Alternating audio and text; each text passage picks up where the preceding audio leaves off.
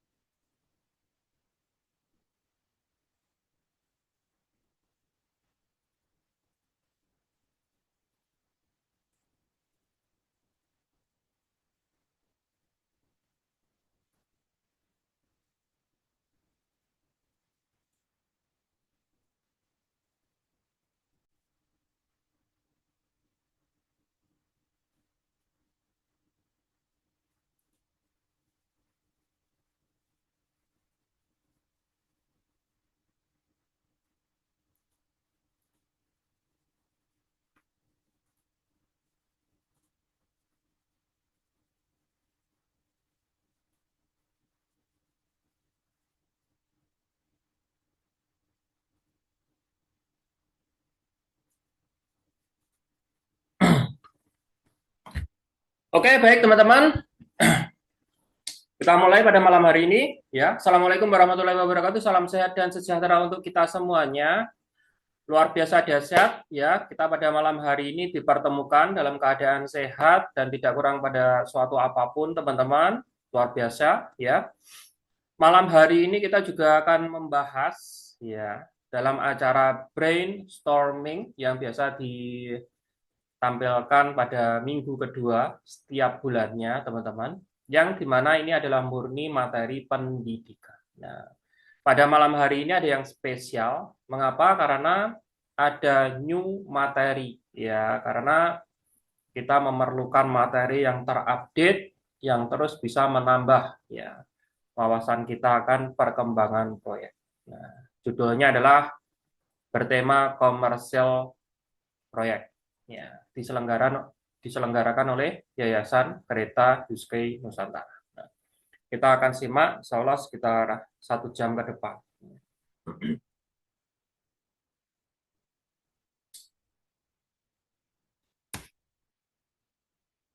Disclaimer, materi yang disajikan dalam platform ini adalah murni untuk tujuan edukasi dan pengembangan diri. Kami tidak bermaksud untuk mempromosikan, mengajak, atau menawarkan layanan atau produk yang dapat melanggar aturan Undang-Undang Dasar maupun batasan hukum yang ditetapkan oleh Yayasan Kereta Yuskei Nusantara.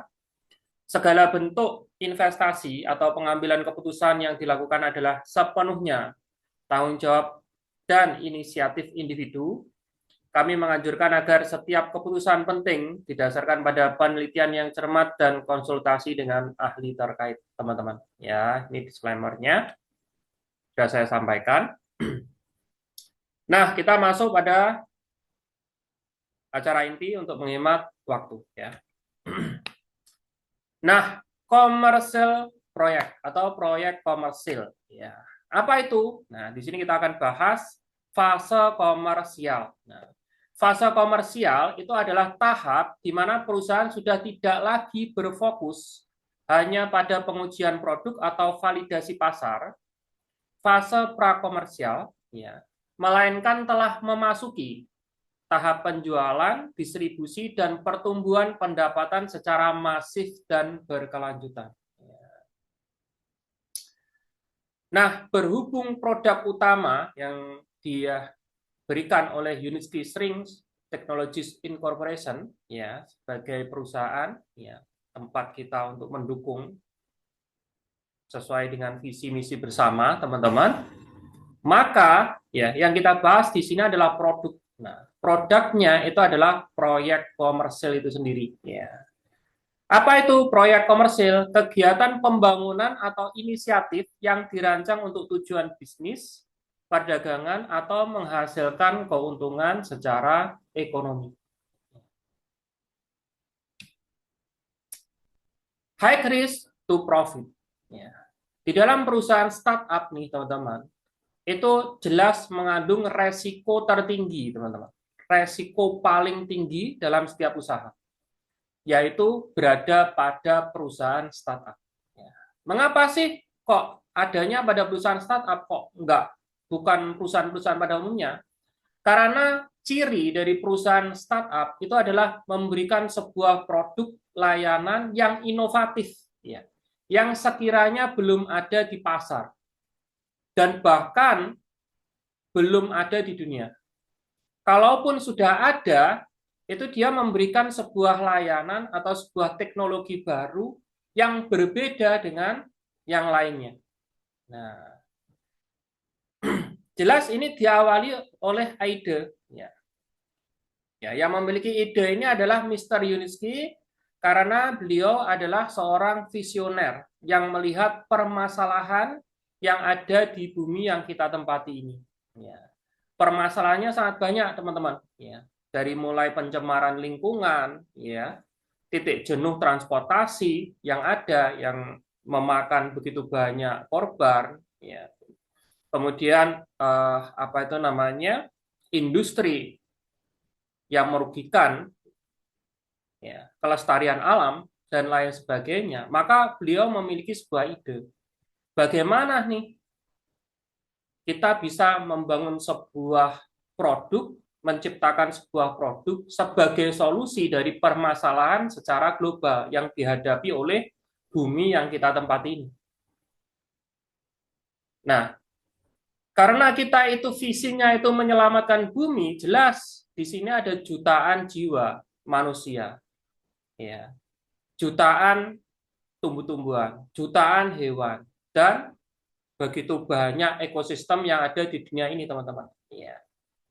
Oleh karena itu, ya, ini termasuk visi mulia. Ya. Makanya teman-teman jika ingin berkontribusi pada proyek ini atau mendukung proyek ini nih, teman-teman, ya, teman-teman harus niatkan untuk ibadah. Agar apa?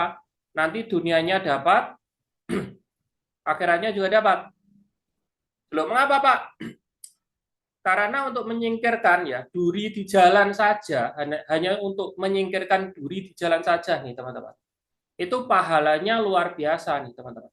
Apalagi nih niat Mr. Yunitsky yang kita dukung bersama-sama ini itu adalah menyelamatkan ekosistem dunia ini ya dari kerusakan dan bahkan kepunahan teman-teman. Dari ide ini muncullah sebuah proyek yang disebut proyek Research and Development. Tempat di mana untuk penelitian dan pengembangan. Nah, proyek R&D ini ya, itu bertempat di Minsk, Belarus, dan Sharjah, Uni Emirat Arab. Nah, fokusnya buat apa? Buat tempat produksi, ya, untuk meneliti produk, kemudian untuk mendapatkan sertifikat izin yang jelas, kemudian terciptalah sebuah produk, ya, produk yang sudah lengkap, produk yang benar-benar sempurna, yang dimana nih teman-teman sudah mendapatkan sertifikat, berbagai macam sertifikat, penghargaan, dan bahkan dipatenkan, ya, dan siap untuk dijual komersil, dikomersilkan. Di sini. Inovasi dimulai dari sebuah ide, dikembangkan melalui R&D menjadi sebuah produk yang teruji, lalu diluncurkan secara luas untuk mendapatkan keuntungan pada fase komersial. Di mana Pak tempatnya high risk, resiko tertinggi itu tempatnya di sini nih teman-teman. Dari ide sampai R&D nih, tempat penelitian dan pengembangan uji coba ini. Ya, syukurnya nih Mr. Yunitsky sebelum membangun proyek ya R&D ini nih teman-teman selama kurang lebih 25 tahun Itu beliau meneliti di atas kertas dan juga penelitian memakai dananya sendiri. Tujuannya untuk apa? Agar ketika terrealisasi proyek R&D ini, ya, yang melibatkan modal lebih besar lagi, itu tidak terjadi kegagalan yang serius dan dalam waktu yang lebih cepat. Artinya apa? Semenjak proyek pilot ini diluncurkan, itu sebenarnya sebelumnya nih sudah memakan waktu sekitar 25 tahun penelitian, teman-teman. Ya. Jadi ini artinya apa? Ini bukan proyek yang mudah dibuat atau diciptakan. Ya. Ini bukan proyek kecil-kecilan yang dengan mudah bisa ditiru. Ini bukan proyek yang mungkin bisa kita abaikan atau bisa kita lihat sebelah mata, teman-teman. Mengapa? Karena ini adalah proyek yang luar biasa dahsyat yang dipikirkan oleh seorang ilmuwan terkenal di Eropa. Ketika R&D ini berhasil, buktinya apa? Terciptalah sebuah produk dan juga memasuki komersil. To profit. Mengapa kok to profit? Karena berhasil masuk fase komersial. Ya. Produknya sudah berhasil untuk dipasarkan, teman-teman. Ya.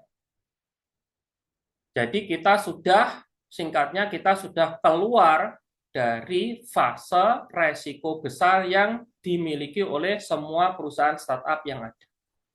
Nah, sekarang nih tinggal masuk komersil. Nah, R&D product approval, ya. Jadi pembuktian sebuah produk itu pada fase komersial. Keberhasilan perusahaan dalam mencapai fase komersial ini adalah bukti nyata dan telak bahwa perusahaan telah bekerja dengan baik untuk merealisasikan pembangunan proyek pilot sebagai pusat produksi, uji coba, dan sertifikasi di Minsk, Belarus maupun Sharjah, Uni Emirat Arab. Nah, ini kita bisa lihat nih proses R&D ini, teman-teman. Baik di Minsk, Belarus, dan Sharjah, pertama kali dibangun di Minsk, Belarus, itu ini masih perizinan, masih di atas tanah nih, teman-teman. Tahun 2014 itu stage 1. Baru tahun 2015 itu baru mulai lahan kosong, ya, seluas 36 hektar itu mulai dibangun. Ya. Selama 4 tahun kemudian, di tahun 2018 nih, itu sudah berada di tahapan ke-9. Jadi totalnya itu untuk membangun proyek R&D ini, ya, itu 15 tahapan pembangunan, teman-teman. Ya, dibagi-bagi. Ya. Ini yang bisa disebut roadmap. Roadmap perusahaannya untuk membangun proyeknya apa, Pak? Berapa, Pak? Tahapannya adalah 15 tahapan. Ya, roadmap-nya. Ya. Tahun 2018, stage 9. Di stage 9, ini sudah ada terwujud beberapa unit varian. Ya. Pada saat itu, saya melihat ada satu unit varian yang bikin saya tertarik, yaitu unit bike. Ya.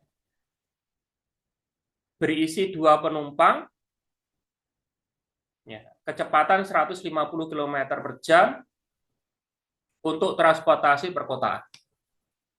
Itu sudah dipamerkan, sudah meluncur. Dan beberapa unit-unit varian juga sudah bermunculan, ada yang sebagian sudah disertifikasi, sebagian belum. Ya, ini tahun 2018. Dan bahkan pada tahun 2018 ini nih, perusahaan sudah siap berekspansi untuk membangun proyek R&D, ya, yang disebut Use Sky Test and Certification, itu di Sharjah, Uni Emirat Arab. Kalau nggak salah, peletakan batu pertamanya tahun 2019. Di atas lahan seluas 28 hektar untuk mendapatkan sertifikat khususnya bagi negara-negara beriklim tropis, ya, panas, ya, di sini. Nih, saya mulai mendukung proyek itu tahun 2016. Ya. Masuk Indonesia itu tahun 2016 awal, ya. Kalau memakai platform yang lain itu perkiraan tahun 2015 akhir kalau nggak salah masuk Indonesia ya, 2016. Enaknya ngomong 2016 lah, 2016 awal itu. Ya. Nih. Nah, ini kan selama 4 tahun ya. Selama 4 tahun sudah berkembang berapa tahapan nih? 9 tahapan. Ya. Kita bisa analisa ini nanti. Tahun 2018 ke tahun 2021, ya, ini sudah mendapatkan berbagai macam sertifikat dan bahkan perusahaan sudah mulai bernegosiasi dengan berbagai negara untuk membicarakan implementasi proyek-proyek komersial. Ya. Nah, pada saat ini nih, teman-teman, tahun 2018-an ini 2018-2019 lah, ya. Itu kalau nggak salah, Mr. Yuniski pernah juga ke India untuk bernegosiasi tentang proyek komersil. Namun, ya, masih ditolak. Karena apa? Proyek yang dibangun di Sharjah ini belum selesai dibangun. Ya. Selang beberapa tahun kemudian, tahun 2021, kalau nggak salah, sekitar tahun 2022 ya, Gadkari kemarin, Menteri Transportasi Gadkari, ya, India, itu mengunjungi langsung proyek yang dikerjakan di Sharjah Uni Emirat Arab. Sehingga apa? Sehingga pada saat sekarang ini, ya, proyek perdana di India sedang dikerjakan, sudah mencapai tahapan desain konstruksi. Artinya apa? Proyek, ya, yang dia bangun di Minsk, Belarus dan Sharjah sebagai pusat R&D ini dampaknya luar biasa.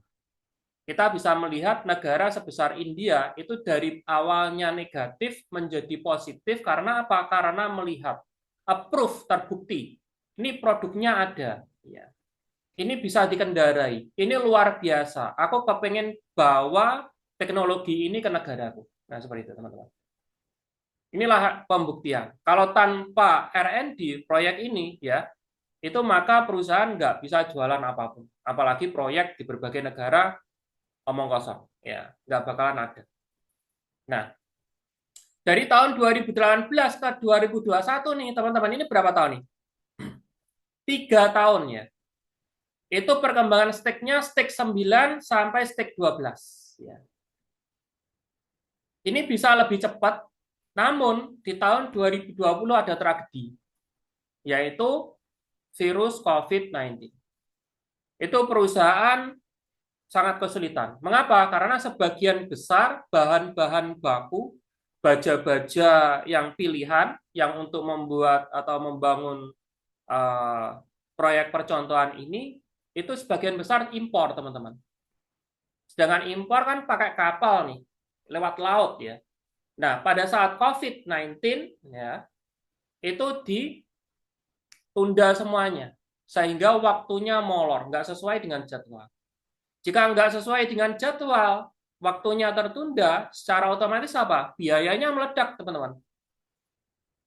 Ya, kebutuhan dana yang masuk itu berkurang, ya, sedangkan kebutuhan untuk membangun proyek, mengejar target itu meledak. Syukurnya perusahaan bisa keluar dari situ dan bahkan, ya, menghadirkan unit-unit transportasi baru dan juga menyempurnakan unit transportasi yang sudah ada sebelumnya. Jadi luar biasa kan? Nah, jadi luar biasa. Jadi kalau kita mau melihat, ya, teman-teman bisa lihat di uniski.engineer dan ust.inc itu secara detail, ya. Per tahun itu perkembangan perusahaan itu disampaikan. Ya. Ya, saya pantau dari dulu, dari tahun 2016 akhir sampai sekarang saya pantau, nggak pernah absen untuk melihat perkembangan perusahaan. Makanya saya bisa dengan nyata itu merasakan, ya, proses pengembangan perusahaan untuk pembangunan RRD ini dari tahun ke tahun, teman-teman. Ya. Ini dulu tahun 2021, ya, stek 11 itu nggak ada. Jadi stek 10 dia langsung lompat ke stek 12. Mengapa? Karena ada pengusaha sarjah yang tertarik, dia borong satu stick. Satu stick itu nilainya sekitar 15 juta dolar, teman-teman. Ya, nanti kita bahas di next ya.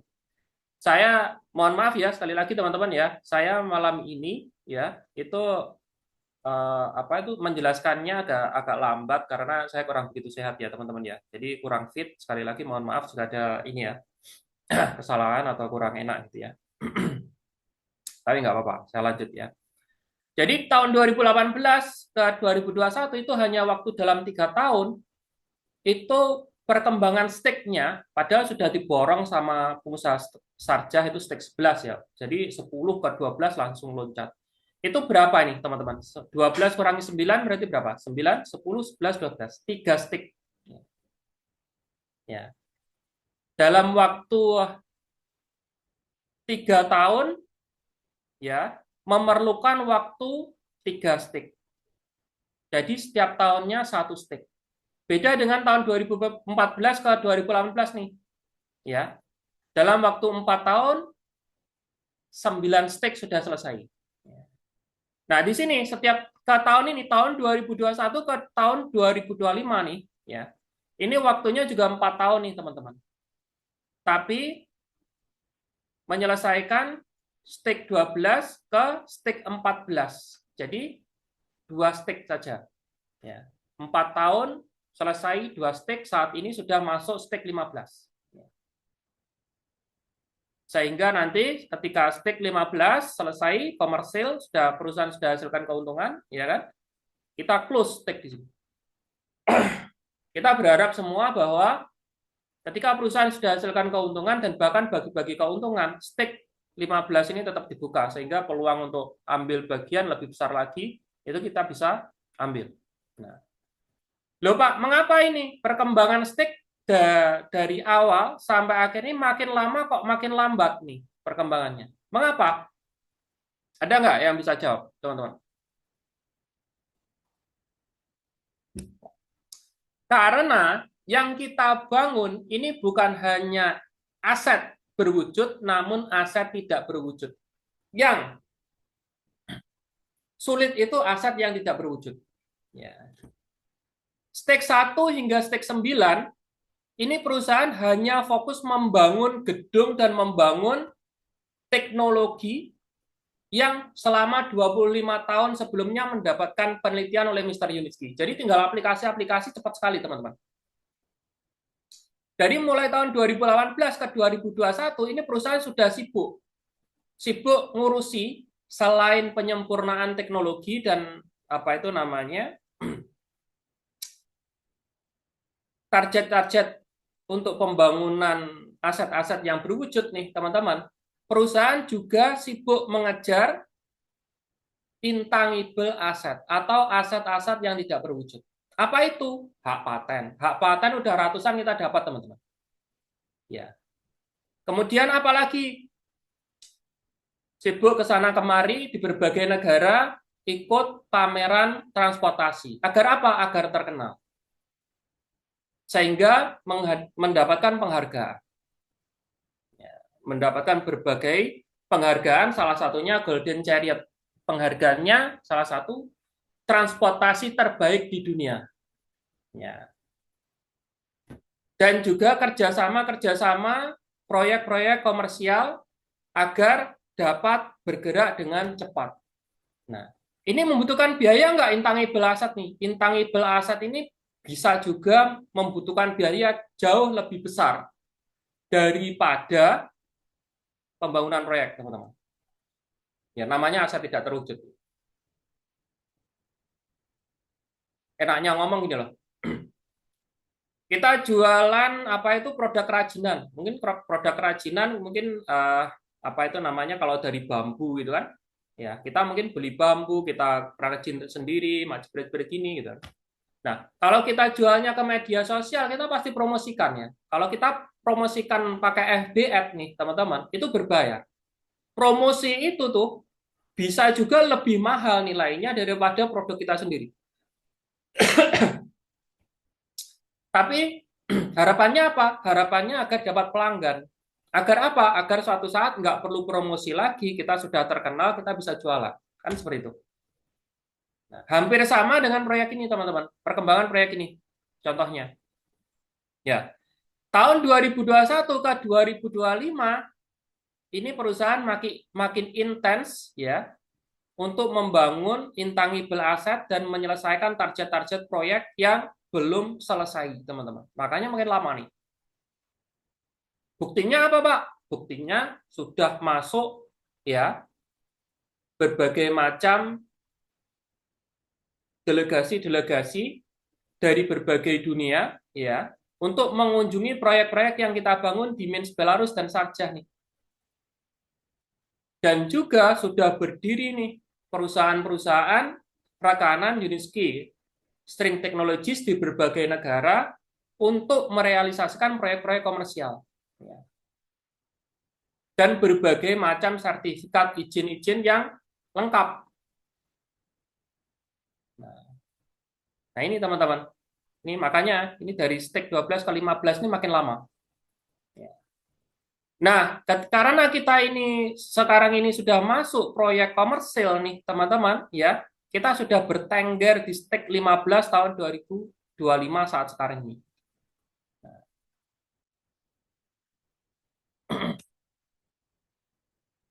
Faktor utama ketika kita memasuki fase komersial nih teman-teman ya, itu bukan sertifikat-sertifikat yang manajemen mutu kelayakan, sertifikat kecanggihan, sertifikat macam-macam, bukan teman-teman. Ya, yang utama adalah sertifikat keamanan. Ya. Mengapa? Ini yang seperti yang apa itu namanya dibahas di acara studi kelayakan kemarin ya di Jakarta, teman-teman. Ya, pertanyaan yang paling banyak kita temui yaitu transportasi ini aman nggak? Gitu loh. Yang lain-lainnya kalau kayak fitur, interior, eksterior, kecepatan, kecanggihan itu belakangan, teman-teman. Ini sertifikat keamanan. Makanya ini yang saya bahas pada malam hari ini. Ya. Sehingga apa? Karena UST ini masuk SSLRT, ya, suspended string light rail transport. Ya. Ini nggak ada di Indonesia, teman-teman. Ya, bahasa ini yang memunculkan atau menciptakan ya karena munculnya UST ini. Ya, belum ada. Di Indonesia cari string ya teknologi string yang kayak UST ini ya nggak ada. Paling kereta gantung itu bukan masuk SSLRT, teman-teman. Karena kabelnya yang jalan. Kalau kita unitnya yang jalan, ya. Dimanapun pejabat dimanapun pasti lihat. Contohnya di sini ada nggak? Nggak ada, belum ada. Lah nanti resikonya kalau nggak aman, kalau terlanjur dibangun habis triliunan, nanti kalau kecelakaan ada apa-apa bagaimana kan gitu. Karena apa? Karena kalau transportasi itu melibatkan ya ribuan penumpang, teman-teman. Ribuan dan bahkan puluhan ribu, ratusan ribu kalau dibangun banyak, teman-teman. Ya. Keselamatan. Dan ini berada di atas, teman-teman. Itu kalau jatuh ya langsung dead. Bahaya. Jadi mereka kebanyakan memunculkan atau menunggu adanya ya POC, ya, proof of concept, ya, pembuktian atau proyek contohnya ya, yang ada di Indonesia dibangun. Tapi kalau kita menunggu pembangunan proyek ya, contoh yang ada di Indonesia yang dibangun ya kelamaan. Itulah mengapa Bapak Dirjen itu visinya jauh lebih besar. Mengapa? Ada sertifikat keamanan. Kita nggak perlu repot-repot ngeluarin biaya besar hanya untuk membangun proyek percontohan di Indonesia. Karena apa? Di Sarja sudah ada. Ya. Makanya kemarin salah satu perwakilan dari PT Minski Cakrawala Nusa ya sangat mudah membangun proyek di Indonesia ini, proyek UST di Indonesia. Kita tinggal pindahkan saja proyek yang ada di Sarjah ke Indonesia, beres. Itu pekerjaan kita, itu keahlian kita, jadi itu mudah. Mengapa? Karena kita sudah bisa bangun proyek UST di Sarjah. Kenapa tidak? Kita tidak bisa membangun proyek itu di Indonesia.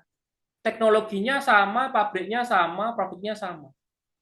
Apalagi ditambah dengan pernyataan dari Bapak Semisoru, ya, selaku Dirut ya, PT Unitski Nusantara Teknologi kemarin.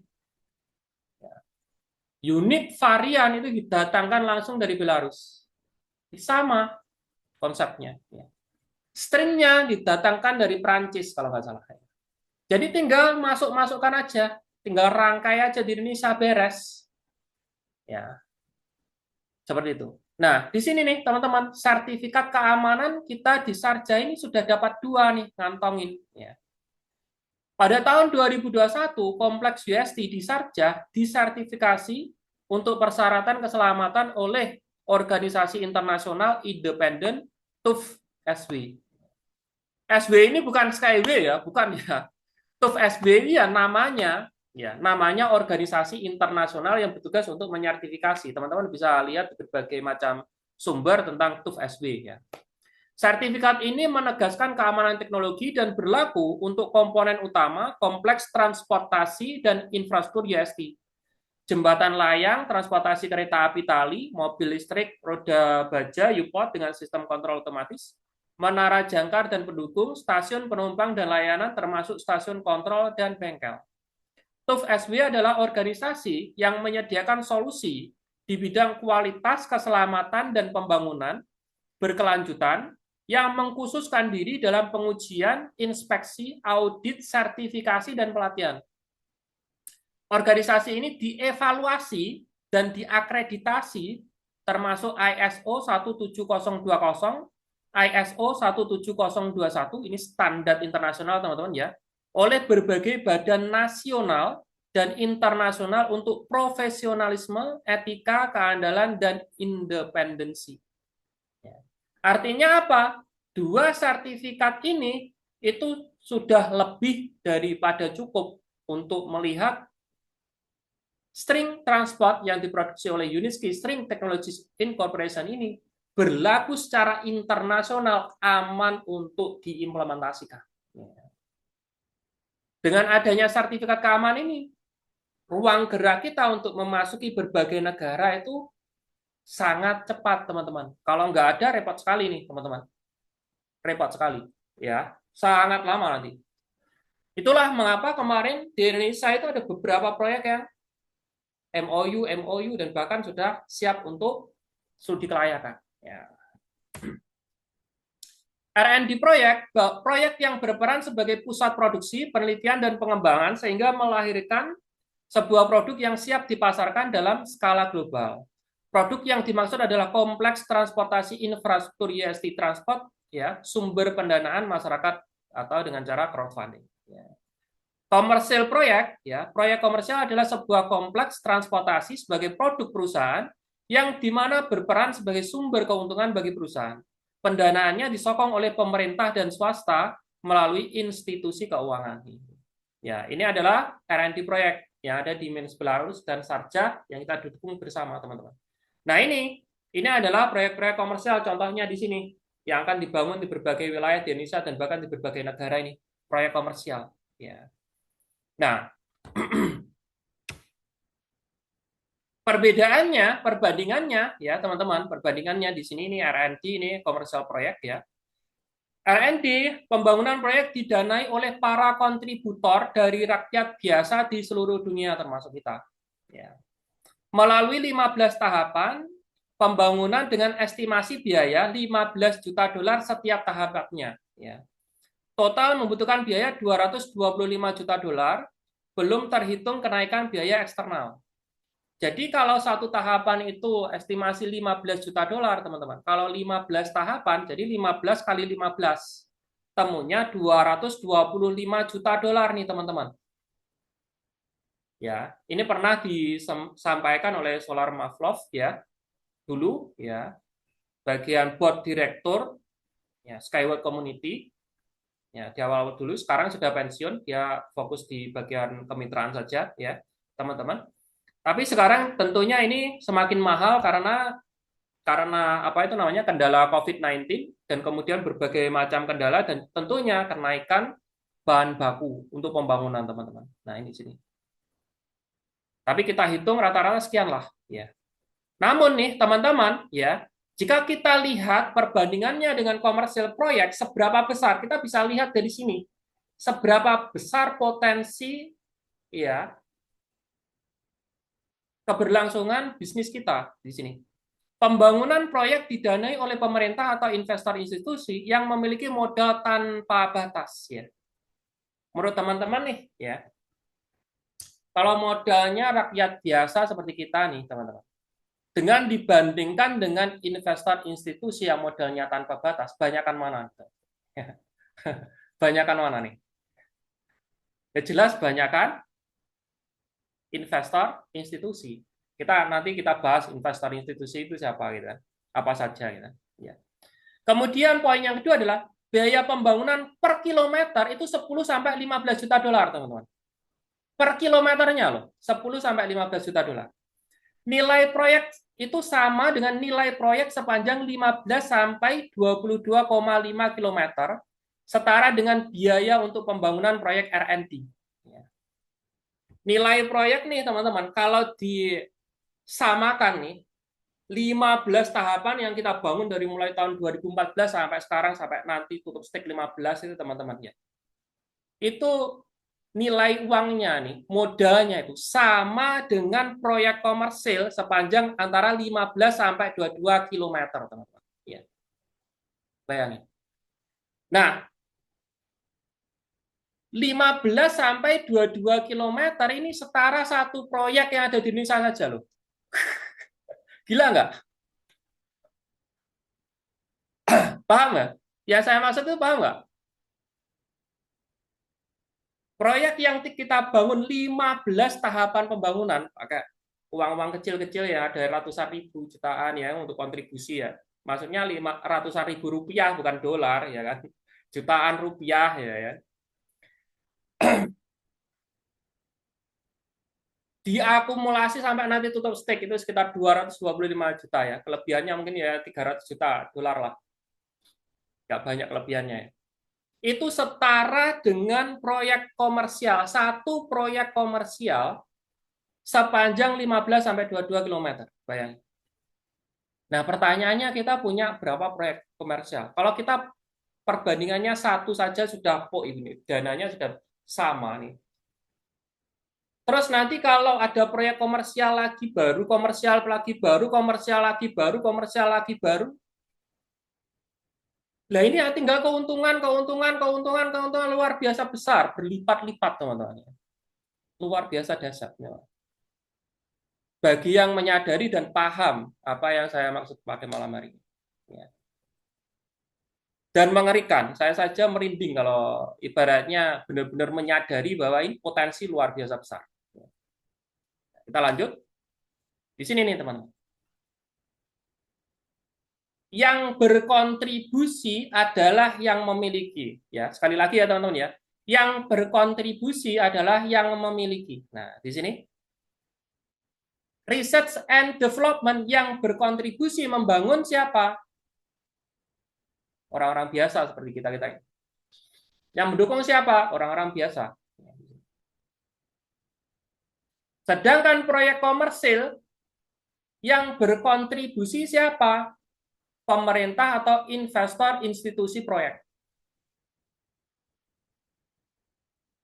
Ya, di sini. Nah, kita bahas lagi. Pemerintah atau investor institusi proyek itu apa? Investor institusi proyek adalah lembaga atau organisasi besar yang menyediakan modal dalam jumlah signifikan untuk membiayai suatu proyek, biasanya proyek berskala besar seperti infrastruktur, pembangunan properti, atau ekspansi industri. Ya. Investor institusi adalah pemain kunci dalam pasar keuangan dan peran mereka dalam konteks proyek sangat penting. Ya. Contohnya apa? Contohnya dana pensiun. Pengelolaan dana pensiun, ya, apakah itu ASN atau BPJS Ketenagakerjaan, intinya untuk pensiun, itu pasti ditampung nih teman-teman, ditampung dalam wadah yang luar biasa besar, dan itu jumlahnya jelas nggak mungkin kalau cuma ratusan miliar teman-teman, triliunan banyak. Ya. Kemudian perusahaan asuransi. Ya. Perusahaan asuransi ini menampung uang yang sangat banyak sekali dari pembayaran premi teman-teman. Ada yang tujuannya untuk pensiun, ada yang mengeluarkan hanya untuk UP, orangnya sudah meninggal, ya, dan lain sebagainya. Itu dia menampung uang yang sangat luar biasa besar dalam waktu yang sangat lama, bisa puluhan tahun. Apalagi itu belum muter uangnya ya, muter keluar ada yang masuk lagi lebih banyak, muter lagi ada yang keluar masuk, ya, otomatis uangnya nganggur semua nih. Kemudian reksadana atau manajer investasi ya. Reksadana atau manajer investasi. Ini yang berinvestasi di sini perusahaan-perusahaan besar ya, dan bahkan juga ada yang publik yang masuk uangnya masuk pada pengelolaan reksadana ini. Dan ini juga menampung uang sangat luar biasa besar. Kemudian bank investasi dan bank umum. Ini mereka juga berinvestasi pada proyek-proyek strategis untuk jangka panjang, teman-teman. Nah, ini kalau digabungkan, empat-empatnya ini digabungkan ya juga bisa ribuan triliun. Kita bisa bayangin kalau itu cuma Indonesia saja, itu udah gede banget. Investor institusi cuma Indonesia saja itu gede. Apalagi global, internasional sampai Singapura gitu kan. Luar biasa gede, makanya unlimited. Ya, unlimited dananya. Nah, peran kuncinya adalah menyediakan modal dalam skala sangat luar biasa besar. Jadi mau butuh berapa triliun, yang penting konsepnya oke, beres. Ya. Jangka waktu investasinya panjang. Mereka nggak meribetkan gimana caranya nanti balik modal 1 tahun, 5 tahun, 7 tahun, nggak ribet teman-teman. Karena apa? Jangkauan mereka, aset mereka jangkanya jangka panjang. Ya. Kemudian mendorong pembangunan ekonomi. Karena investasinya itu jangka panjang, infrastruktur yang dibangun ini kualitasnya juga luar biasa gemuk, teman-teman. Sehingga apa? Perekonomian bisa terdorong ya lebih pesat lagi. Keunggulan utamanya, volume investasinya besar. Mereka bisa berinvestasi secara besar-besaran pada proyek-proyek yang dianggap strategis. Analisisnya tapi profesional, teman-teman, nggak asal-asalan. Mereka memiliki tenaga-tenaga ahli untuk mengaudit dan menganalisis, ini proyek ini luar biasa nggak? Konsepnya gimana? Prospeknya bagaimana? Tingkat keamanannya bagaimana nih? Artinya apa? Jika investor institusi berani mendanai proyek-proyek komersial miliknya Unitsky String Technologies, artinya apa? Menurut mereka, analisis profesional mereka, teknologi Unitsky String Technologies, ya, Unitsky String Technologies, ya, itu teknologinya layak untuk investasi, layak untuk investasi. Mengapa? Investor institusi aja berani gelontorkan uang ratusan dan bahkan ribuan triliun untuk merealisasikan proyek di seluruh dunia, teman-teman. Apalagi ya yang kapasitasnya lebih kecil dari itu. Ya. Kemudian stabilitas pasar. Ya. Dengan adanya investasi secara besar-besaran, ya kan, pertumbuhan perekonomian yang luar biasa besar, maka akan tercipta stabilitas pasar. Ya. Market stabil, perekonomian merangkak naik. Ya. Infrastruktur yang dibangun memberikan dampak yang positif baik bagi lingkungan dan bahkan negara, teman-teman. Nah, sekarang nih setelah kita tahu nih investor institusi yang luar biasa gede tadi, teman-teman, itu semuanya ya berani untuk merealisasikan atau ikut mendanai atau berinvestasi pada proyek-proyek komersil ya, yang ada di Indonesia.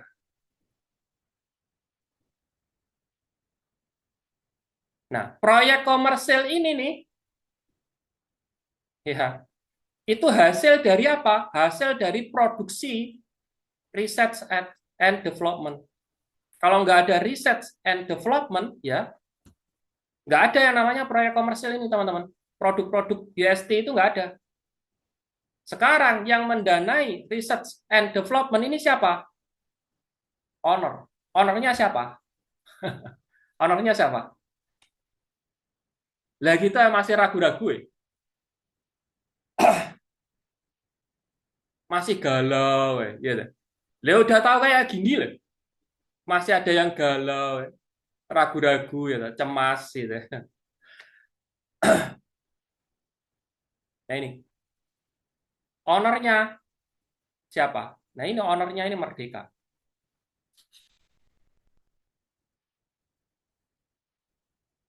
Paham teman-teman? Lembaga kunci dan perannya di sini, UST Inc. Corporation sebagai provider atau penyedia layanan proyek transportasi, Dirjen Perkeretaapian dan Pemerintah sebagai pengeksekusi terrealisasinya proyek yang dibangun di wilayahnya, PT Minsky Cakrawala Nusa atau MCN bertindak sebagai pemrakarsa proyek sponsor yang mengatur pendanaan dari investor global dan mengelola seluruh proses proyek.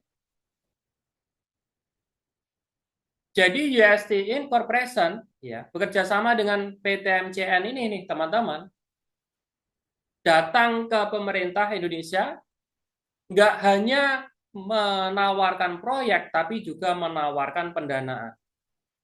Enak nggak? Proyeknya ditawarin sekaligus modalnya juga ada disediain. Beres. Pemerintah tinggal tanda tangan ngurus regulasi. Beres nggak? Beres, teman-teman. Ya. Pemerintah membuka ruang bagi investor untuk membiayai proyek 100% tanpa APBN atau APBD. Dengan kompensasi berupa konsesi waktu, misalnya 30 tahun, ataukah lebih, ataukah kurang, yang diatur dalam kontrak. Ya. Kalau pembangunan bandara Kediri, ya kemarin yang dibangun, yang dibiayai oleh Gudang Garam nih teman-teman, itu konsesi waktunya itu 50 tahun. Jadi setelah 50 tahun bandara beroperasi, ya itu diambil alih oleh pemerintah. Nah, ini nanti berapa terserah, tergantung kontraknya. Kontraknya pihak swasta dengan pemerintah. Kalau kontraknya 30 tahun, ya selama 30 tahun itu semua keuntungan masuk ya ke investor, institusi, ya. Setelah 30 tahun baru diakuisisi dikembalikan ke pemerintah. Mengapa? Karena infrastruktur. Ya, infrastruktur miliknya pemerintah. Kemudian yang paling penting di sini adalah di proyek komersial, ya, itu yang tidak bisa kita abaikan adalah kerangka hukum SSLRT masuk dalam DJKA di sini. Mengapa, Pak? Sebagus-bagusnya produk nih, teman-teman. Kalau di sebuah negara itu kerangka hukumnya nggak ada, nggak bisa masuk loh. SSLRT ini kerangka hukumnya aja masuk, tapi regulasinya belum, itu aja masih rumit, teman-teman. Itu aja masih rumit, tapi bisa diusahakan dan bisa lebih cepat. Mengapa? Karena kerangka hukumnya masuk dalam DJKA, masuk dalam perkeretaapian. Coba kalau nggak masuk kategori perkeretaapian, rumit, teman-teman. Nggak bisa masuk Indonesia, nggak bisa. Ya. Jadi nggak asal perusahaan startup itu apa itu namanya meneliti produk, ya kemudian menciptakan produk, wah produknya keren, dipasarin, ditolak di mana-mana. Mengapa? Kerangka hukumnya nggak ada. Mau dipasarin kemana? Mau dipasarin kemana? Pertanyaannya. Kalau dipasarinnya nggak semuanya nolak karena kerangka hukumnya nggak ada, harus proses mulai dari nol. Pertanyaannya, sebuah negara mau nggak mengurus kerangka hukum itu dengan sendiri, hanya ngurusin satu produk dari satu perusahaan, mau nggak dia? Ya, jelas nggak mau lah. Kalau perusahaan sendiri mau mengupayakan, Yakin saya modalnya berlipat jauh lebih besar ngurusin kerangka hukum saja. Hanya untuk satu negara, karena masing-masing negara memiliki kerangka hukum masing-masing, teman-teman. Nah, syukurnya nih, teman-teman, syukurnya UST ini ya itu masuk kerangka hukumnya, masuk SSLRT, masuk dalam DJKA perkeretaapian. Ya, di sini, kalau sudah masuk dalam kerangka hukum, bagaimana kemudahan regulasi? Sistem yang diusung oleh UST memakai SSLRT, meski ini berbeda dengan LRT, MRT, maupun jenis perkeretaapian yang ada di Indonesia, namun sudah diakui menjadi bagian dari DJKA. Oleh karena itu, kepengurusan regulasi lebih mudah. Terbukanya kerjasama untuk memasuki di semua wilayah Indonesia, SSLRT UST akan terbuka lebar karena sudah terafiliasi dengan sistem DJKA. Seperti acara investor gathering kemarin di Jakarta, ya, DJKA mengadakan acara investor gathering, semua yang masuk ya terafiliasi perkeretaapian, sistem perkeretaapian di sana itu ditampilkan semuanya, ya, di show, diperlihatkan oleh calon-calon investor. Ini loh kereta api, ada MRT, ada LRT, ada kereta api konvensional, ya, ada UST, ya, di Sky Transport di sana juga masuk. Nah, ini kemudahannya, terbukanya kerjasama. Jadi tinggal masuk-masuk aja lebih cepat, sat-set itu lebih masuk. Ya. Tapi kalau kerangka hukumnya nggak ada, wis repot itu. Nggak bisa, teman-teman. Nggak bisa. Ini negaranya orang soalnya. Ya, negaranya orang. Ya. Kecepatan implementasi. Regulasi adalah faktor utama bagaimana sebuah produk bisa beroperasi di suatu negara. Dengan adanya dukungan dari DJKA, maka SSLRT UST dapat dengan cepat menawarkan kerjasama dengan Pemprov, pemerintah provinsi, pemerintah kota, dan pemerintah kabupaten atau swasta untuk implementasi proyek. Realisasinya pembangunan, selalu ada wilayah yang mengawali masuknya teknologi baru ini hingga beroperasi di wilayahnya. Ketika ini terjadi secara serempak akan diikuti oleh wilayah-wilayah lain karena keunggulan SSLRT UST pintu gerbang utama untuk menjawab impian sebagian besar wilayah Indonesia. Memang di awal-awal masih ada yang mikir ya, Pemkot, apa itu namanya, Pemkap, ya kan, atau Pemprov, gubernurnya itu mikir-mikir ini beneran nggak, beneran nggak, beneran. Tapi pasti selalu ada yang berani, seperti yang diumumkan kemarin ya. Di Jakarta, di Bogor, di Lampung, ya, Tanjung Pinang, dan beberapa wilayah yang lain. Ada yang berani. Mengapa? Tinggal izin regulasi aja. Beres. MOU. Studi kelayakan pembangunan. Perusahaan masalah transportasinya, proyeknya, sama pendananya sudah dibawa oleh PT MCN. Beres kan? Pasti ada. Nggak sampai 1 tahun misalnya udah beroperasi, udah terbangun, yang lainnya pada ngiri nih teman-teman. Wah kok enak ya, kok enak ya. Udah. Dengan sendirinya teman-teman. Dengan sendirinya. Ya. Insya Allah. Nah di sini nih yang paling sering ditanyakan nih, langkah implementasi. Ya. Yang pertama nih pengajuan surat minat, letter of intent kepada otoritas. Nih, letter of intent. Jadi pihak MCN ya, atau pihak Uniski Nusantara Technologies ya, itu mengajukan ya, kepada gubernur, kepada Pemkot, ya, pemerintah kota. Ini, Pak, aku ada transportasi bagus nih, buat solusi wilayahmu, biar makin berkembang, biar makin sukses, biar rakyatnya makin kaya, makin makmur, makin sejahtera nih. Ya. Dipelajari nih sama Pemkot. Wah keren nih, ya kan? Masuk di JKA, masuk. Terus proyeknya ada di mana sekarang? Di sini, nih, ya kan? Wah keren nih, ya udah, tak MOU aja. Sistemnya bagaimana? Aku nggak punya duit loh. Wilayahku nggak punya duit loh. Ya, APBN kosong, APBD juga ngepres nih, ya kan? Buat bangun proyek ginian, apalagi ratusan miliar per kilometer ya nggak ada duitnya. Gimana? Tenang Pak, beres. Masalah proyek, masalah duit beres. Ya udah, MOU yuk, MOU. tanda tangan. Nah, setelah MOU nih, ya ada yang selanjutnya, yaitu rapat proposal studi kelayakan, kayak yang kemarin, ya berapa hari kemarin di Jakarta, ya dihadiri oleh sekitar 12 ya Pemkot. Untuk apa? Untuk studi kelayakan nih.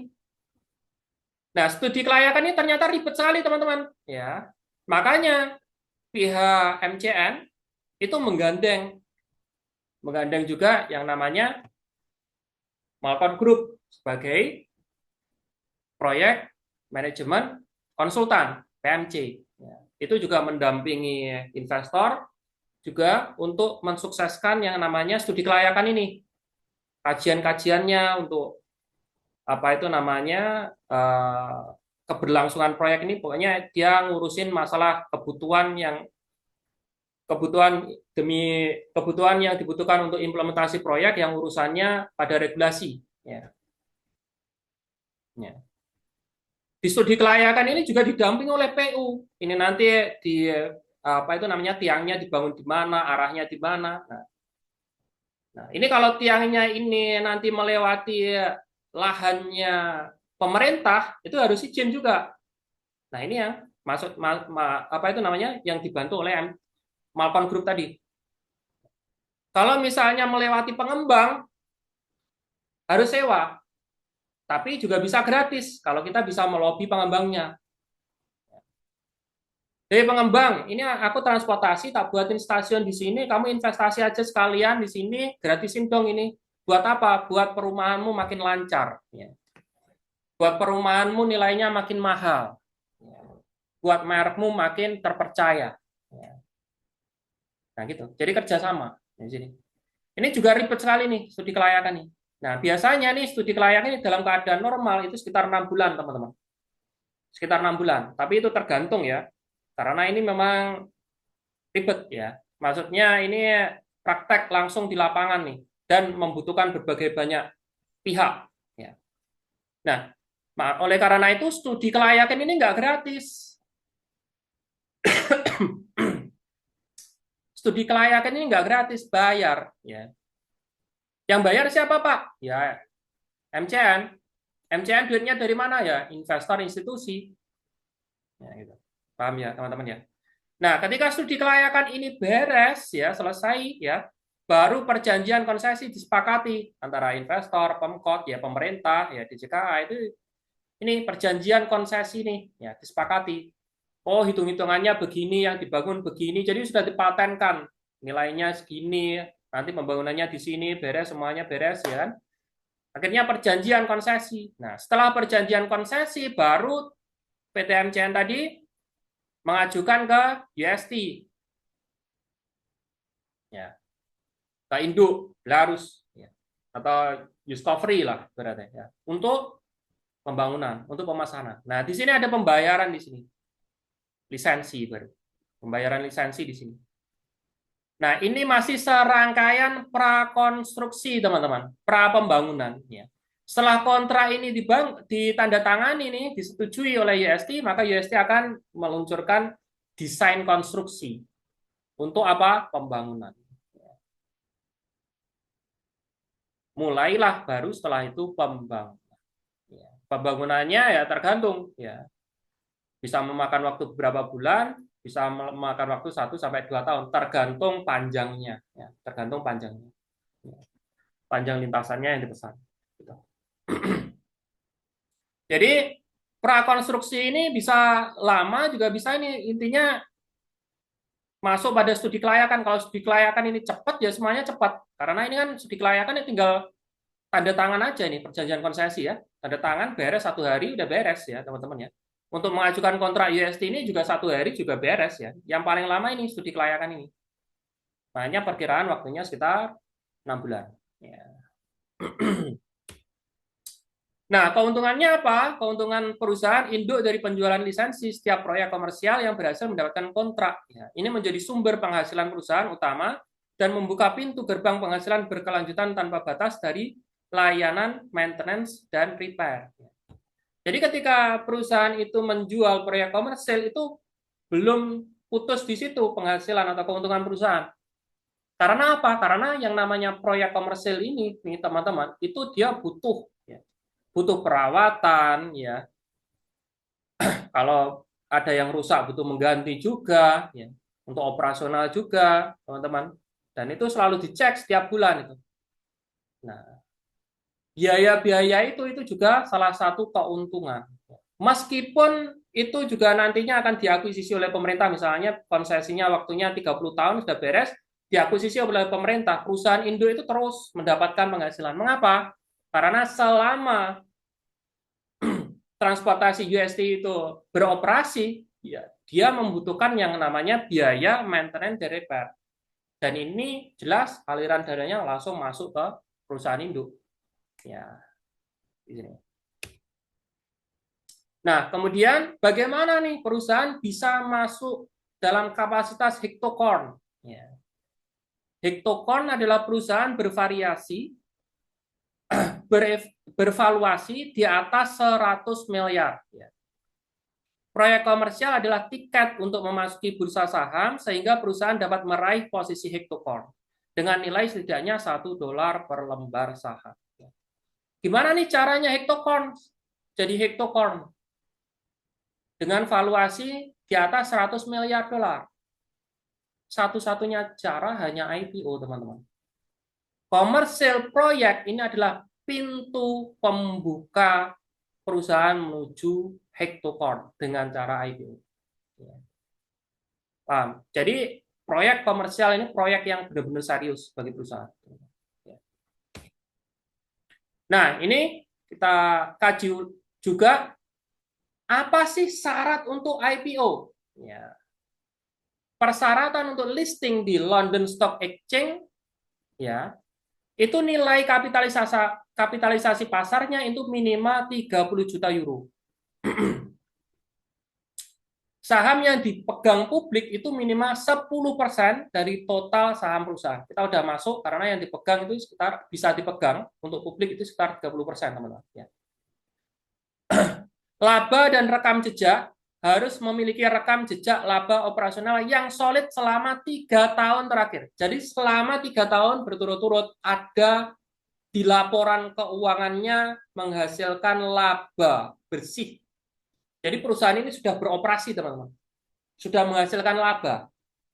Hidupnya bukan dari dana investor, tapi dia bisa hidup mandiri. Paham di sini? Nanti kita cocokkan di slide selanjutnya, ya, dengan GTI. Ya.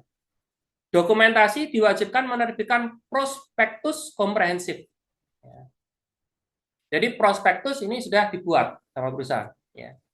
Kemudian batasan jumlah saham maksimal tidak ada batasan. Ya. UST Incorporation melalui Euro Asian Rail Skyway System Holding itu punya 400 miliar lembar saham. Nggak masalah. Karena apa? Nggak ada syarat batasan. Mau berapa ratus miliar nggak masalah. Intinya apa? Intinya ini. Kapitalisasi pasar terpenuhi, saham minimal dipegang oleh publik 10%, laba dan rekam jejaknya selama 3 tahun berturut-turut bagus, siap IPO. Yang membuat perusahaan laba menghasilkan keuntungan apa? Komersil proyek atau proyek komersil. Sumber informasi langsung dari London Stock Exchange, Listing Requirement, Financial Conduct Authority FCA, Listing Rules. Nah, sekarang yang kedua nih, Nasdaq. Persyaratannya untuk listing apa? Ya tidak jauh dari yang LSE, tidak. Bukan berarti ini meninggalkan syaratnya LSE, teman-teman. Ini hanya sebagai penambah juga, ya. Ekuitas pemegang saham minimal 55 juta dolar. Nilai kapitalisasi pasar saham tercatat minimal 160 juta dolar. Ya. Jumlah saham publik yang beredar itu minimal 1,25 juta lembar saham. Harga penawarannya minimal $4. Jadi artinya minimal nilai valuasi perusahaan di sini 5 juta dolar. 1,25 juta kali $4. 5 juta dolar. Kapitalisasi pasar yang tercatat minimal 160 juta dolar.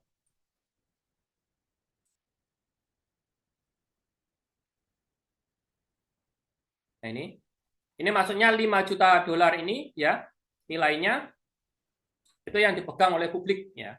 Dipegang oleh publik. Jadi publik juga bisa pegang lebih banyak juga bisa ya. Ini hanya minimal. Kemudian jumlah pemegang saham minimal 400 pemegang saham dengan minimal 100 lembar saham masing-masing ya. Mengapa Pak kok banyak sekali 400 pemegang saham? Kalau Nasdaq itu lebih mengedepankan pemerataan. Jadi saham tidak di-handle oleh segelintir orang kaya yang memiliki modal gede, enggak. Kalau Nasdaq itu lebih cenderung ke pemerataan, teman-teman. Makanya di sini pada saat pre-IPO ya itu harus ada minimal 400 pemegang saham. Ya. Sejarah operasinya minimal 2 tahun. Tetap ya keuntungan, laporan keuangan sehat macam-macam ini ya selama 2 tahun. Ya.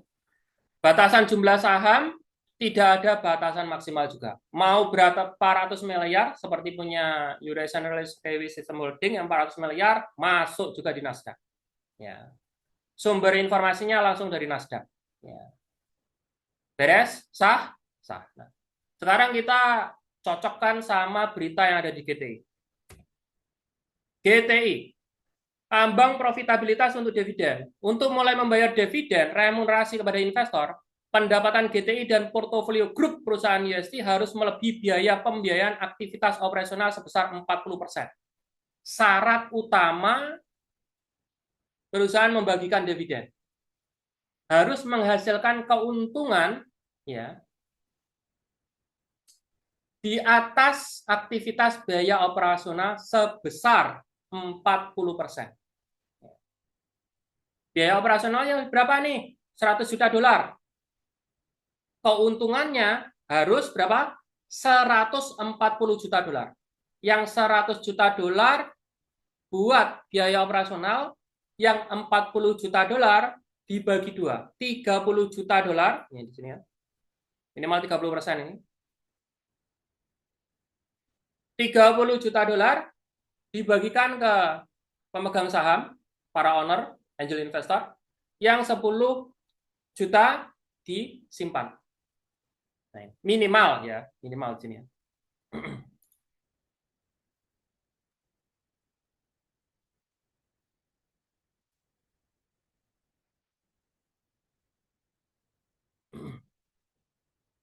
Ya, ini minimal ya, teman-teman.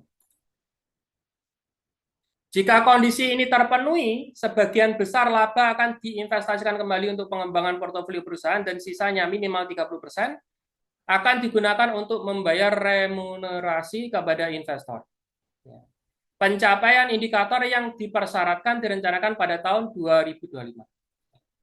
Indikator untuk memenuhi ini nih, ya teman-teman, perusahaan menghasilkan laba di atas 40% dari biaya operasional ini, pencapaiannya itu terpenuhi, ya targetnya ditargetkan terpenuhi di sepanjang tahun 2025. Ya, di sini ya. Pencapaian indikator yang dipersyaratkan direncanakan pada tahun 2025. Tercapai indikatornya, maksudnya terpenuhi. Perusahaan bisa hasilkan 140 juta dolar dengan biaya operasional 100 juta dolar. Jadi 40% di atas biaya operasional. Paham di sini teman-teman ya? Jadi bukannya 2025 dividen dibagikan, bukan. Ya. Di sini jelas di sini tulisannya pencapaian indikator yang dipersyaratkan direncanakan pada tahun 2025. Oleh karena ini di sepanjang tahun 2025 ini nih teman-teman, sampai tutup buku nanti laporan keuangan diterbitkan, itu perusahaan fokus untuk mengimplementasikan proyek-proyek komersial dengan jualan lisensi. Jadi nggak perlu nunggu pembangunan dulu. Pak, apakah nanti dividennya nunggu pembangunan dulu ataukah belum? Ya secara logika ya belum lah. Kan perusahaan harus terima uang dulu untuk membeli lisensi atau pembayaran lisensi dari berbagai macam konsumen tersebut ya. Uangnya diterima baru kan dibangun. Ya. Secara otomatis apa? Perusahaan dapat untung dulu. Ya. baru proyeknya dibangun. Perusahaan dapat uang dulu, baru proyeknya dibangun. Bangun proyeknya ini pakai apa? Pakai uang, uangnya ditransfer lagi ke perusahaan. Karena apa? Ini biaya pembangunan proyek dengan biaya lisensi itu beda, teman-teman. Lisensi itu cuma hak usaha. Minimal 15% dalam nilai proyek. Lisensi dibayar, baru mulai pembangunan. Pembangunan ya bayar lagi. Ya, pembangunan bayar lagi. Paham teman-teman di sini ya? Di sini ambang profitabilitas dividen. Ya, jelas? Next. Tentang IPO. Ya. GTI tidak membatalkan rencana untuk melakukan IPO sembari menilai secara bijaksana resiko dan kemungkinan pelaksanaan prosedur ini dalam waktu dekat. Keputusan mengenai format dan waktu IPO akan dibuat berdasarkan pencapaian indikator kinerja tertentu oleh perusahaan-perusahaan yang didanai GTI. Syarat-syarat yang diperlukan untuk IPO adalah beberapa proyek komersial yang telah selesai di bidang transportasi, menumpang, dan kargo menggunakan teknologi. Artinya IPO nanti gambarannya itu sudah ada proyek-proyek komersial yang dibuka untuk publik. Contohnya misalnya nih, proyek ada di Jakarta, ya, Harjamukti, Mekarsari, ya, sudah dibangun, sudah selesai, sudah beroperasi. Nah, beberapa proyek komersial, beberapa. Sekarang sudah ada beberapa kan, sudah mulai tanda tangan, ada mulai proses studi kelayakan, ada pembangunan, ya itu. Tinggal nanti pembangunannya mulai tahun berapa. Ada yang memakan 1 tahun, ada yang memakan 2 tahun, tergantung proyeknya bagaimana. Kalau kayak proyek-proyek pariwisata, seperti pembangunan sanatorium di Danau Naroks kemarin di Belarus, itu cepat teman-teman. Beberapa bulan udah beres itu, cuma lintasannya aja berapa. Ya. Sini. Kemudian profitabilitas perusahaan yang didanai GTI minimal 40% selama 2 tahun di sini ya. Profitabilitas, jadi perusahaan hasilkan keuntungan di atas 40%. Paling enak ngomong perusahaan sudah bagikan remunerasi lah selama 2 tahun. Ya. Ini sudah memenuhi persyaratan IPO. Nah, ini akan tercermin di apa, Pak? Ini akan tercermin di laporan keuangan di sini. Pertumbuhan laba yang stabil bagi perusahaan yang didanai GTI minimal 30% per tahun selama 3 tahun keuangan. Ya. Kalau 40% nggak bisa, minimal 30% ini pertumbuhannya.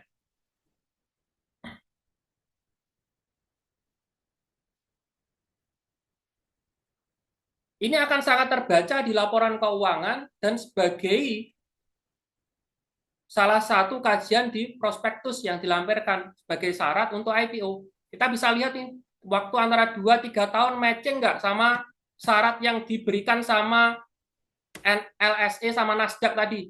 Nih, harus memiliki rekam jejak laba operasional yang solid selama 3 tahun. Matching nggak? Matching kan? Nih, sejarah operasional minimal 2 tahun. Dalam konsep maksudnya memiliki laporan keuangan sebagai perusahaan yang sehat. Matching nggak? Matching, beres. Baru IPO. Yang disampaikan oleh GTI ini adalah syarat untuk IPO di LSE atau Nasdaq, teman-teman. Paham ya di sini ya, teman-teman? Ya. Strategi dan opsi IPO, saat ini GTI tengah mempertimbangkan kemungkinan untuk melakukan IPO dengan produk-produk individual yang sesuai dengan elemen-elemen kompleks, transportasi dan infrastruktur IST, serta aktivitas-aktivitas untuk produksi, konstruksi, dan distribusinya. Kereta api, jembatan layang rel string, fasilitas infrastruktur, sistem kendali otomatis, aktivitas produksi, pekerjaan konstruksi, dan instalasi pekerjaan khusus pemasaran, dan lain-lain. Ini akan mengoptimalkan waktu peluncuran teknologi IST di bursa saham dan memberi investor kesempatan paling awal untuk menggunakan opsi mereka serta mengurangi resiko yang terkait dengan penempatan saham di bursa saham. Oke, nah di sini nih untuk mencapai hektocorn, tahapan awal komersial kita sudah masuk. Tahapan yang kedua apa? Teknologi. Komersil keadaannya sudah beda teman-teman. Komersil masa-masa approve pembuktian yang sebenarnya. Teknologinya benar nggak sesuai yang diberitakan? Sesuai yang dijanjikan benar nggak? Mengapa? Karena ini benar-benar nyata. Komersil ini adalah proyek yang sudah dibangun untuk publik dan sudah beroperasi untuk publik, sudah mengangkut ribuan orang per jam nih teman-teman. Kalau pada saat pengangkutan ribuan per jam itu lancar jaya, ya kan, sesuai dengan apa yang disampaikan oleh perusahaan, itu udah jos luar biasa, jos gandos. Hektokorn beneran itu. Ya. Hektokorn, teman. Ya. Apa yang membuat kita yakin bahwa teknologi ini sesuai dengan apa yang disampaikan oleh perusahaan? Berbagai macam sertifikat-sertifikat berskala internasional yang cermin dari aktivitas penelitian-penelitian yang oleh tenaga ahli tentang kapasitas transportasi kita. Kemudian setelah teknologinya, wah ini teknologi bener keren nih. Aku juga kepengen dong ikut, aku juga kepengen dong ikut, ya, di berbagai wilayah juga. Nah, yang ketiga adalah monopoli. Teknologi kita ini udah keren, bisa nggak ditiru sama Cina? Bisa nggak ditiru sama negara lain, Jepang misalnya, atau negara-negara industri yang lainnya? Bisa nggak? Bisa sih, Pak. Tapi sekarang bisa nggak? Nggak bisa, Pak. Kenapa kok nggak bisa? Ada hak paten yang sudah dipatenkan diurus oleh Mr. Yunsky pada tahun sekitar 2018. Ratusan hak paten. Amerika kena, Cina kena, Jepang kena. Wah, negara-negara besar industri udah masuk hak patennya. Nggak bisa niru teknologi string punya kita. Memonopoli, akhirnya apa? Di seluruh dunia, jika ingin itu menciptakan atau membangun proyek dengan teknologi string, SSLRT, Unitsky String Technologies, nggak ada yang bisa kecuali perusahaan kita. Mau monopoli. Ya, teman-teman. Ya. Kapasitasnya demikian. Ya. Kemudian investor institusi makin banjir mendukung proyek. Ya. Wah, udah keren nih. Waktunya momen, yuk gelontorin berapa ribu triliun masuk. Ya. Selain ini investor institusi tertarik beres, baru IPO. IPO dalam kekuatan penuh. Harganya nggak cuma bisa $1, teman-teman. Bisa berapa dolar dan bahkan belasan dolar. $1 aja udah hektokorn, teman-teman. Apalagi udah belasan dolar. Gitu. Ya. Langkahnya step by step-nya udah terbaca di sini. Dan perusahaan sedang mengukir sejarah di sini, teman-teman. Ya. Oke, baik teman-teman. Itulah materi yang bisa saya sampaikan. Mohon maaf atas kelebihan dan kekurangannya atau kesalahan saya dalam menyampaikan materi. Ya, cara pada malam hari ini kita tutup. Mungkin ada yang ditanyakan. Kita kasih waktu beberapa pertanyaan saja.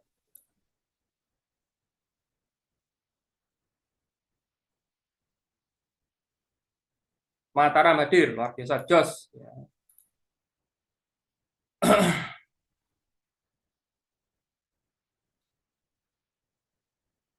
Ketik aja teman-teman jika ada pertanyaan ya. Karena sound laptop saya ini ada apa? Ada gangguan.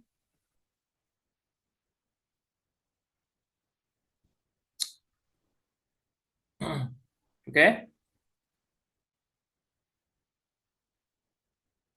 Pernah ada yang tanya, Pak, ini kan ada diskon-diskon nih. Apakah itu ibaratnya harga sahamnya turun kah atau bagaimana? Diskon itu adalah peluang, teman-teman. Diskon promo, apalagi promo ya. Promo itu adalah peluang. Promo itu waktunya sebentar. Ya. Jumlahnya gede. Bersyarat, apa? Kalau angsuran, kalau sampai batal, ya nggak bisa dipulihkan kalau promo. Ya. Dan juga hanya berlaku bagi yang mau ambil. Kalau nggak ambil, ya nggak dapat. Semuanya boleh ambil, Kak? Boleh. Ya. Itu adalah peluang besar. Peluang untuk akuisisi. Ya. Dalam kapasitas besar. Mumpung dapat diskon besar. Ya. Kajian landasan utamanya yang mendasari itu bukan promo-promo ini. Yang mendasari adalah perkembangan perusahaan di lapangan. Nih, dasarnya. Apakah promo ini berarti ya jumlah saham perusahaan meningkat banyak? Enggak ada yang meningkat. Ini memang manajemen pelepasan kepemilikan saham. Ya. Jadi siapa yang cepat, siapa yang ambil, ya dia yang dapat. Gitu. Kalau nggak ambil ya nggak apa-apa, tapi ya nggak dapat. Gitu. Teman-teman, ya. Jadi nggak ada pengaruhnya sama ini bagus, ini enggak. Ini cuma manajemen pelepasan kepemilikan. Ya. Agar rotasi terus bisa berputar. Yang menunjang ini semuanya didasari oleh fundamental perusahaan. Kinerja perusahaan di lapangan. Nah, kinerjanya seperti itu tadi, gimana? Ya, segala keputusan kita kembalikan ke pribadi masing-masing. Ya. Oke,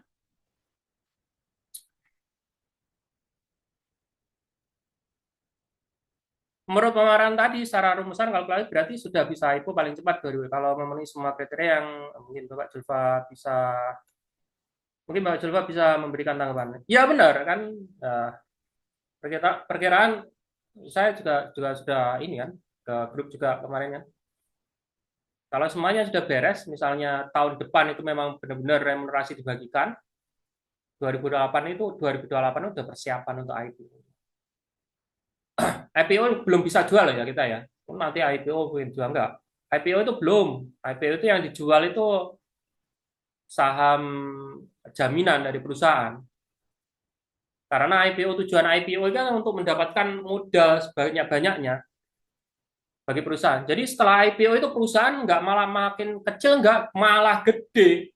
Dananya malah menyaingi investor institusi, teman-teman. Ya, siraman dana luar biasa gede sekali pada saat IPO. Kita kebagian pada saat listing. Listing itu baru kita jual. IPO itu antara sekitar 6 sampai 9 bulan ya. Kira. Itu baru penentuan harga ini macam-macam makanya. Ya.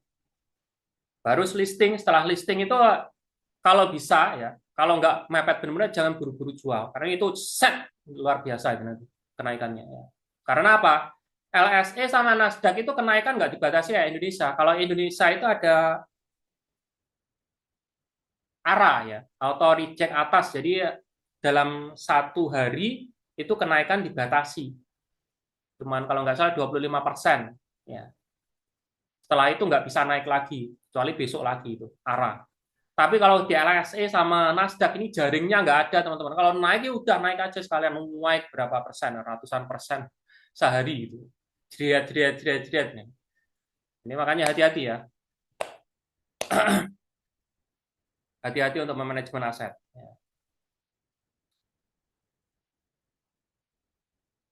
Jos, luar biasa ya. Dan kira-kira bisa nyentuh 100 berapa lebih, Pak?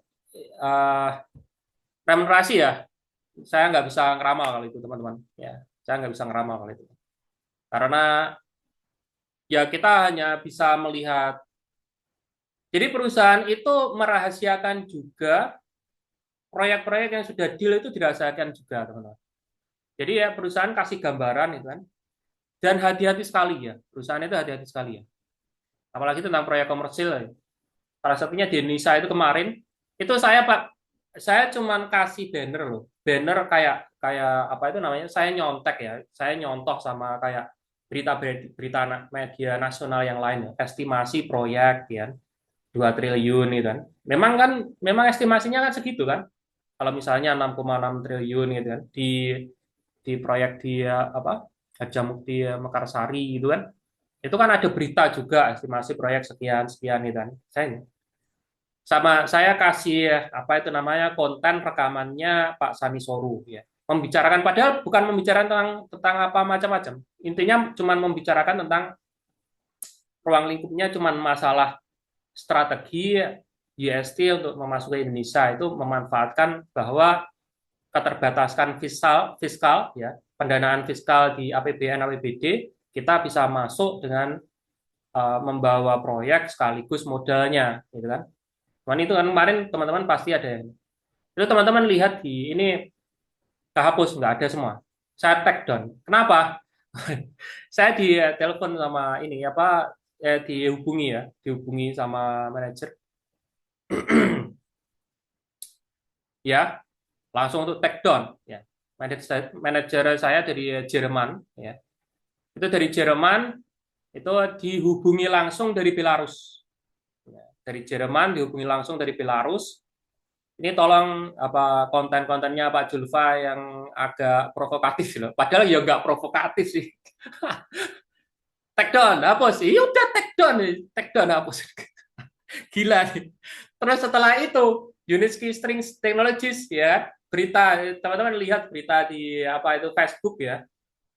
Indonesia perkembangan proyek Indonesia saya juga share ya. Teman-teman lihat ya. Perkembangan proyek di Indonesia gitu kan.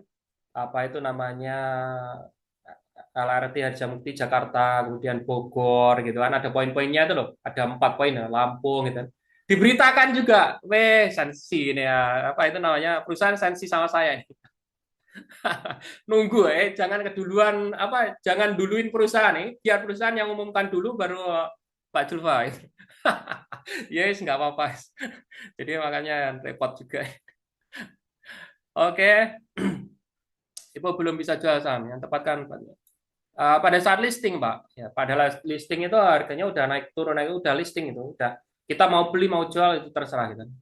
Itu IPO itu sekitar 6 sampai 9 bulan waktunya. Setelah itu baru dia listing ya, listing di market. Listing market baru kita bisa jual.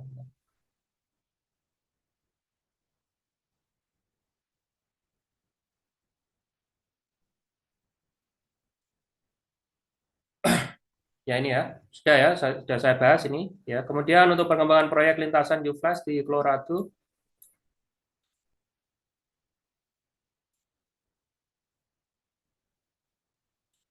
UFlash di Colorado, apakah ada ini? Nah, Colorado itu sudah dihandle sama perusahaan ya. Perusahaan apa kemarin? Lupa saya ya. Jadi ya, yang jelas untuk setiap prosesnya saya kira mereka juga tutup buku juga. Mungkin kalau prosesnya sudah minimal 50% atau berapa itu pasti nanti saya yakin nanti biasanya kan Mister Unitsky itu akhir tahun ya, itu bulan Desember setiap akhir tahun bulan Desember. Nanti Desember tahun 2025 pasti kasih kan rincian-rinciannya pasti beliau juga membahas seperti itu ya. Sendiri benar Pak, khawatir Pak. Sudah melambung duluan. Ya, saya nggak perlu melambung sudah sangat khawatir. Saya itu cuman apa itu namanya terlalu bersemangat itu, kepengen ngasih ini ya, nggak apa-apa ya. Yang penting saya nggak ada ini, nggak ada apa itu hukuman apa-apa gitu. Jadi ya makanya hati-hati juga ya, hati-hati. Teman-teman harus ikuti juga apa itu namanya yang apalagi yang mitra-mitra aktif ya. Teman-teman harus ikuti benar-benar hati-hati dalam penyampaian ya, jangan sampai karena sensitif sekali. Proyek komersial sensitif sekali. Ya itu tadi. Mengapa? Karena tadi perbandingannya teman-teman. Stake 15 1 sampai 15 di total 225 juta dolar ya. Itu sama dengan satu proyek komersial dengan lintasan sepanjang 15 sampai 22 km. Bayangin teman-teman. Makanya ini ya, uang gede banget ya. Oke, teman-teman, itulah sudah beres, nggak ada yang tanya lagi ya. Jangan. Paruh pertama ada apa sudah? Ya, ya paruh pertama 2026 itu kan penerbitan laporan keuangan sepanjang tahun 2025 itu perkiraan bulan-bulan April ya. Jadi setelah penerbitan itu baru list apa itu namanya pembagian. Apakah sudah pasti tergantung? Ya, tergantung itu tadi. Syarat utamanya ini tadi. Keuntungan yang dihasilkan minimal di atas 40% dari biaya operasional labanya. Ini dari GTI ya, teman-teman. Nah, kalau teman-teman kepengen lihat biaya operasional berapa, teman-teman harus lihat lagi. Bongkar-bongkar laporan keuangan rata-rata dari yang kemarin, tahun-tahun kemarin. Tahun 2024, tahun 2023, tahun 2022, gitu. Biaya operasional perusahaan ini berapa sih sebenarnya ini kan? Gitu. Itu. Itu nanti teman-teman bisa kasih taksir. Oh, rata-rata biaya operasional perusahaan segini. Oh, berarti ini butuh biaya berapa ini? Kalau nilai proyeknya sekian-sekian berapa? Nanti teman-teman bisa anu, ya bisa analisa sendiri. Tapi yang jelas kita pasti dapat berita, ya berita dari Mister Yuniski langsung nanti. Saya yakin ya bulan Desember nanti ada berita terupdate. Ya. Artinya gini teman-teman, bisnis semacam ini nih jangan terlalu dipikir sepaneng gitu loh. Ya. Ini nanti uangku buat nikahan, itu nanti uangku buat beli ini, nanti uangku buat ini, jangan. Ini nih buat aset, buat santai-santaian nih gitu loh. Kalau yang untuk yang kebutuhan-kebutuhan mendadak ini nih teman-teman bisa usahakan cari dengan kerja atau dengan apa yang lebih bisa teman-teman kejar gitu. Agar apa? Agar nggak galau, agar santai lah bawaannya. Kita kerja juga tenang, bisnis juga tenang. Intinya perusahaan udah masuk komersial itu sudah pasti udah beres itu, perusahaan udah hasilkan keuntungan gitu. Kita optimis gitu aja. Itu malah menambah menambah stimulus kita, menambah pemikiran positif kita, menambah semangat kita ya. Intinya yang sekarang itu kerja gajinya sedikit, wah beneran nih ada waktu nih buat modal gede nih apa UST perkembangannya bagus nih jelas nanti bisa buruan apa itu namanya pensiun dini ataukah bisa buat modal usaha yang lain kan itu seperti itu jadi bisa buat apa itu namanya stimulus positif ya nggak terlalu terkekang ya terkekang pada sesuatu yang apa itu namanya kita buat-buat sendiri sebenarnya gitu. Terus intinya kita bisa bagikan secara utuh mengenai berita yang ada di akun masing-masing. Ya benar. Ya, itu. Intinya kalau kita menyampaikan nih teman-teman, kalau kita menyampaikan ke publik itu, ya itu sampaikan seadanya. Jangan ditambah-tambahin, jangan dikurang-kurangi, apalagi dikasih kepastian gini-gini. Agar apa? Kita itu kasih edukasi. Edukasi cara perusahaan secara umum. Apakah ini berlaku di UST atau perusahaan startup ini hanya berlaku di UST saja? Enggak, teman-teman. Semua teman-teman bisa lihat di bursa efek Indonesia semua perusahaan startup, semuanya tanpa terkecuali sama prosesnya, teman-teman. Sama prosesnya. Prosesnya sama.